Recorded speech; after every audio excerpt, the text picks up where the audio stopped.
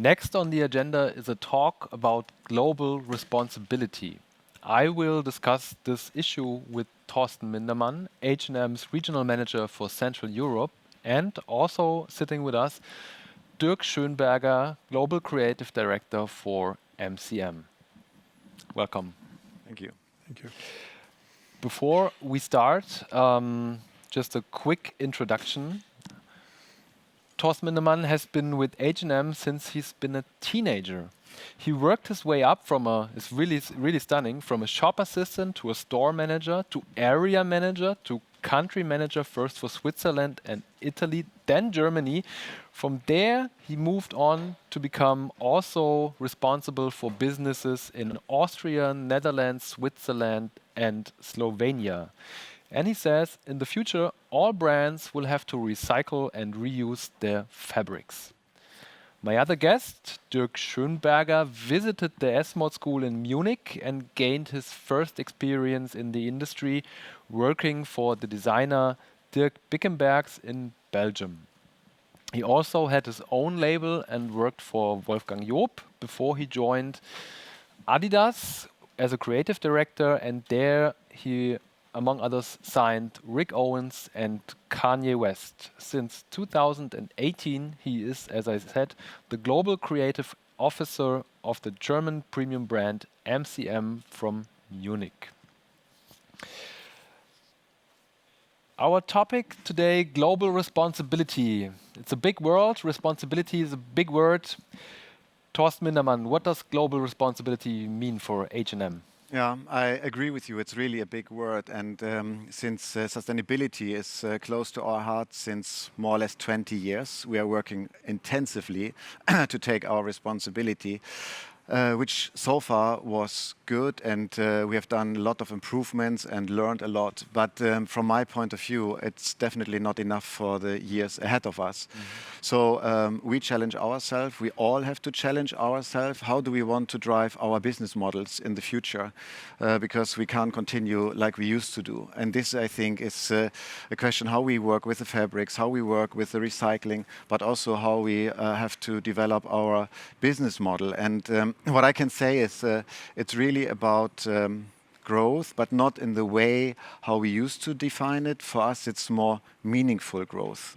Okay, before you could explain to us what is good growth and what is bad growth, Yes. I would like to know, since you've been with the company for more or less 30 years, and you were saying you were starting 20 years ago to become a more sustainable brand. Could you give me some examples? Where did you come from? Where are you standing now? We come from a way of working where we really were not so close to all our suppliers and factories we are cooperating with. And this, of course, we have changed a lot because we see this as a joint journey. It's not just on us telling other people what to do. I think it's a lot about learning with each other how to improve the production processes. And this is what we have intensified a lot in the last 20 years. This, of course, is from the outside view, maybe perceived as a process which could be faster. But from our view, over the years, we think it's also a much more sustainable process if we do this together with our suppliers. And you were saying you're not satisfied yet, so... No, because when we all see what's going around, this I think is a clear feedback to all of us that this can't continue how it is today. And this is where we all have to look into how do we redesign our business models. Okay. One could say, why don't you just stop growing? This would be the best solution, or I can imagine that's not your opinion. So what is good growth? Yeah, I would like to introduce the word meaningful together with growth. Meaningful for us means that we as a company, as H&M, take the lead to manage our industry in a more changeable and sustainable future. And I think a company, a brand like us, we should take the lead and being also measured on this. But meaningful also means if we take the lead to do the change in the industry, also means that we want to help the people to grow and to be who they want to be. And people for us is our customers, our colleagues, but also our communities. Because I think it's good to make people grow. Okay. I think what you have in mind is that sort of repair program that's with H&M, but we'll discuss this later. First, I would like to know from you, Dirk Schönberger, what does global responsibility mean for MCM? Well, honestly, it's very similar to what Thorsten just said. I mean, working for a luxury brand doesn't just because you maybe produce less products every season, it doesn't mean that those products don't need to be sustainable. But for me, I mean, very honestly, the responsibility is it's tough because it goes beyond just using sustainable materials in For a example, certain way. what's I think that the brand today also needs to see where they produce, how they produce, and also all the environment around this production, how to support and maybe also influence a better living for the people that are maybe not sitting there making the bags or making the clothes, but there are so many initiatives really where every brand, luxury or vertical like H&M, can invest in farmers and support them through education, etc., etc. So I think that the responsibility, it's always so easy to talk about sustainability, materials, finished. But it's much more than that. It's about education. It's about really wealth and sharing this wealth that companies like ours generate. Since we were speaking about labor and production conditions, the New York Times, I think it was 2 years ago, maybe 3, they just ran a big piece which disclosed that many huge luxury companies produce in Italy under very, very shady circumstances. They don't pay their workers very much. So I think you can see where this is going, Dirk Schönberger. Yeah. Where does MCM produce its goods? Well, we produce in Italy and we also produce in Korea, and we have pretty strict rules. I can tell you, I mean, working, as you mentioned, for Adidas before, I was already like sometimes, come on, don't be, that is too much to ask. And MCM is the same. We are pretty strict when it comes to in what conditions our manufacturers produce and how these products are made. And it's a must. It's not really like, oh yeah, let's give in to that. But we are totally convinced as a brand that this is our responsibility. Okay. And I was just wondering, since I have 2 questions. It's actually, since you are the designer, there's not everything you can decide for the brand. So there's different people in management who have maybe different opinions. But is there really the point where you sit down and think, I'm responsible, I really should take care of this and that? Or is it sometimes, I mean, I could imagine that sometimes it's like, wow, I can't be responsible for all of this. It's such a huge world, and how do I know what those people in China are doing right now? So every one of us is responsible. So that's very clear. And I think that that only if every person takes this responsibility, we will create something and a change. And yes, I'm not responsible for every aspect of a brand, but I can challenge everyone within the brand to take this responsibility. And I can influence it in a pretty big way. As I said, I mean, it starts with materials, and we are doing a lot of hard work to get better in that as well. And but I think that honestly, if I really think about everything that the fashion industry is doing, I think we almost need to be much more radical in our approach. I think it's nice to talk about responsibility, but making people responsible for their actions and what we produce, I think is even more important. Okay. Than by far no activist. Okay, but radical approach, I'm pretty sure some people really like to hear this.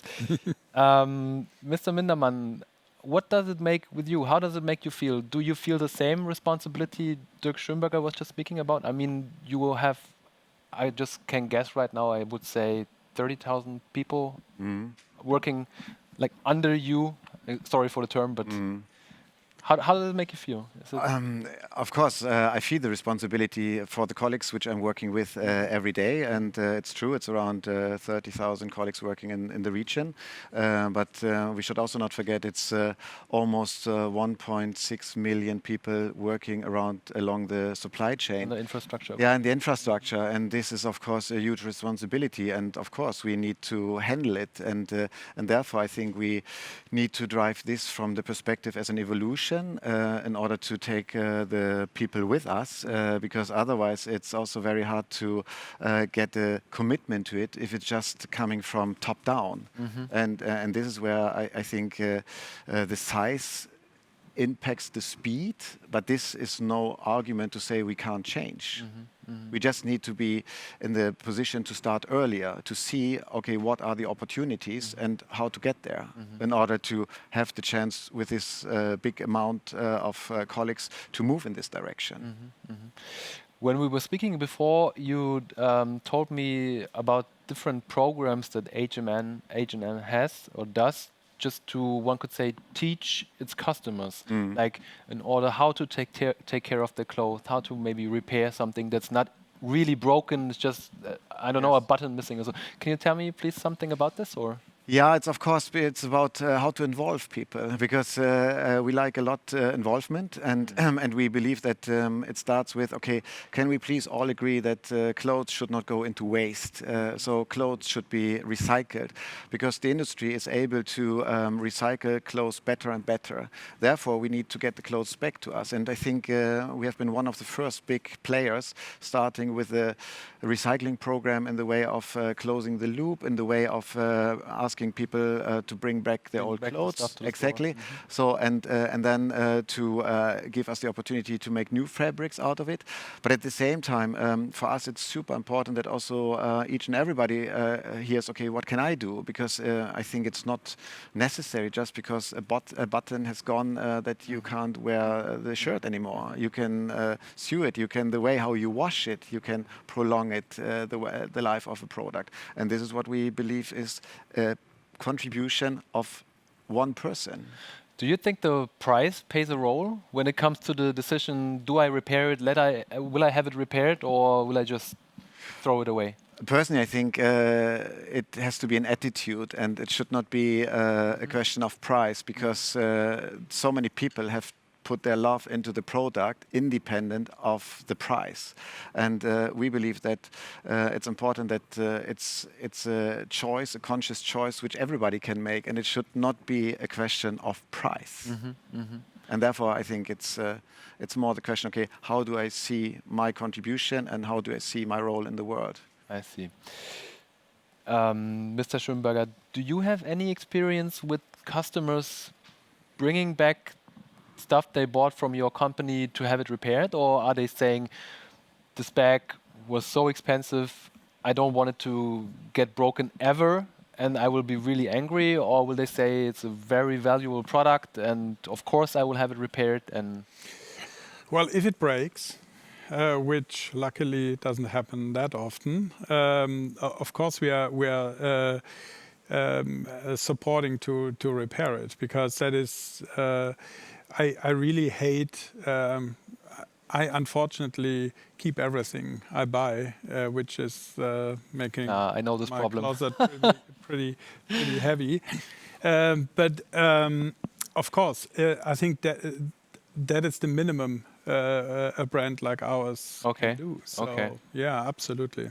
Since we only have very, very short time left, which I'm very sorry for, I would like 2 questions to the 2 of you with please a short reply.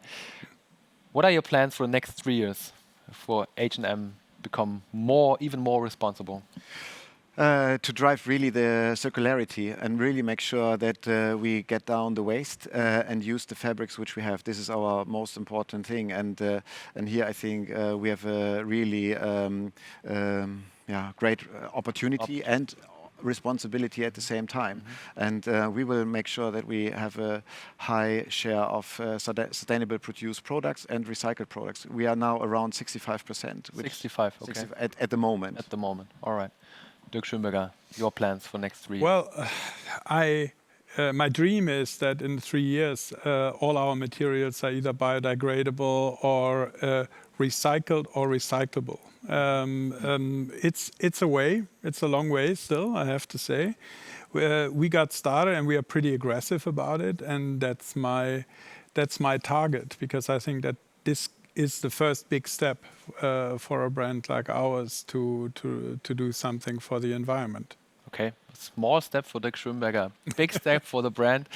Thank you very much. Thorsten Mindermann and Dirk Schönberger.